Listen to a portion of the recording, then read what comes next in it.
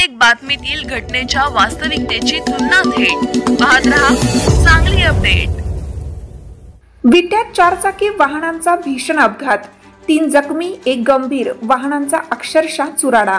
विटा नेवरी रस्त्यावर चारचाकी वाहनांची समोरासमोर भीषण धडक होऊन 3 जण गंभीर जखमी झाले आहेत। हा अपघात शनिवारी सायंकाळी 6 वाजण्याच्या सुमारास झाला। अपघातात दोन्ही वाहनांचा अक्षरशः चुराडा झाला आहे।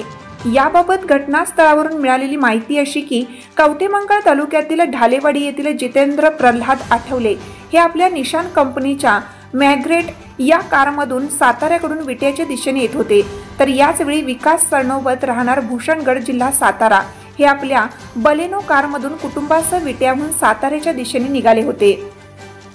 या दोन्ही वाहनांची विट्यातील शिवाजीनगर पासून सुमारे 1 किलोमीटर अंतरावर असलेल्या उतारावर भीषण धडक झाली। समोरासमोर झालेल्या या अपघातात दोन्ही वाहनांचा अक्षरशः चुराडा होऊन त्याचे पार्ट रस्त्यावर विखुरले होते। अपघातानंतर सर्व जखमींना तातडीने विट्यातील ओम श्री रुग्णालयात दाखल करण्यात आलं आहे। या अपघातात दगडू सुदामा सरनोबत वय 82 हे गंभीर जखमी झाले असून त्यांची प्रकृती चिंताजनक आहे। तसेच स्वाती विकास सरनोबत वय 40 आणि वैष्णवी विकास सरनोबत वय 22 या जखमी झाल्या आहेत।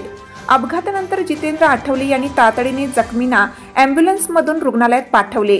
एअरबॅग उघडल्यामुळे अपघातातील दोन्ही वाहनांचे चालक जितेंद्र आठवले आणि विकास सरनोबत यांना विशेष दुखापत झाली नाही।